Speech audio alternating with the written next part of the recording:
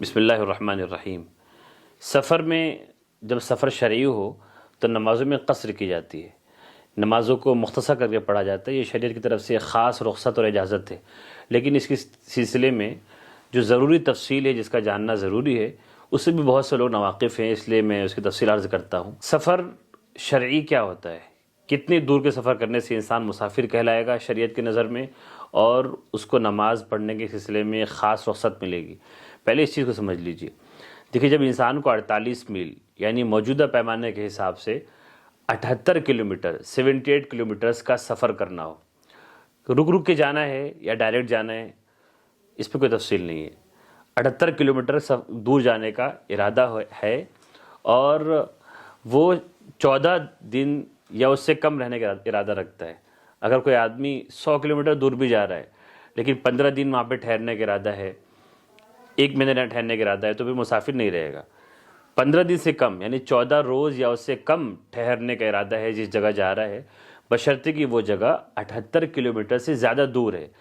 تو اب اس نیت کے ساتھ اتنا دور جانا ہے، اب وہ اپنے آبادی سے، اپنے شہر یا گاؤں کی آبادی سے جیسی آؤٹ ہوگا، جیسی آبادی سے باہر ہو جائے گا، اپنے شہر سے باہر ہو جائے گا، ویسے ہی وہ مسافر شرعاً مسافر قرار پائے گا، کہلائے گا۔ اب اس کے لیے نمازوں میں خاص رخصت کی اجازت ہو جائے گی۔ نمازوں میں کس طرح کی رخصت ملتی ہے؟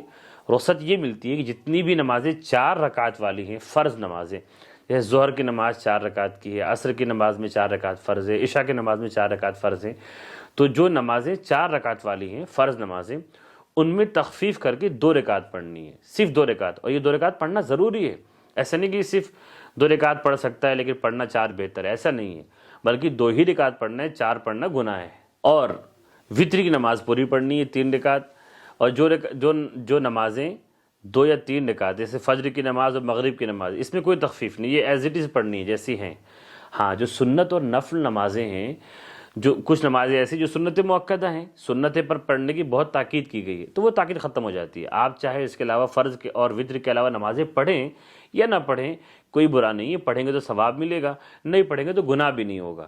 لیکن نمازوں میں یہ تخفیف شروع ہو جاتی ہے اپنے شہر سے، اپنے گاؤں کی آبادی سے نکلتے ہی، بشرطے کی 78 کلومیٹر دور جانے کا کم سے کم ارادہ ہو، اور بشرطے کی 14 دن یا اس سے کم رہنے کی نیت ہو۔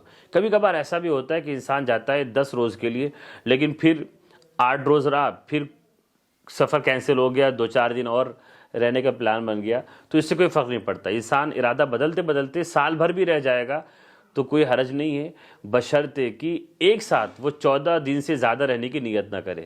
2 دن بڑھایا، 3 دن بڑھایا، 10 دن بڑھایا، ایسے بڑھاتے بڑھاتے کوئی آدمی 10 سال بھی رہ جائے اپنے گھر سے 78 کلومیٹر دور، تو پھر وہ مسافر ہی رہے گا، اور نماز میں اس کے لیے رخصت رہے گی۔ ایک رخصت اور رہے گی کہ نماز جماعت سے پڑھنا اس کے لیے واجب نہیں رہے گا۔ مسافر کو جہاں سہولت ہو وہ نماز پڑھ سکتا ہے، مسجد میں جانا اس کے لیے واجب نہیں ہے، ہاں جائے تو بہتر ہے۔ السلام علیکم ورحمۃ اللہ۔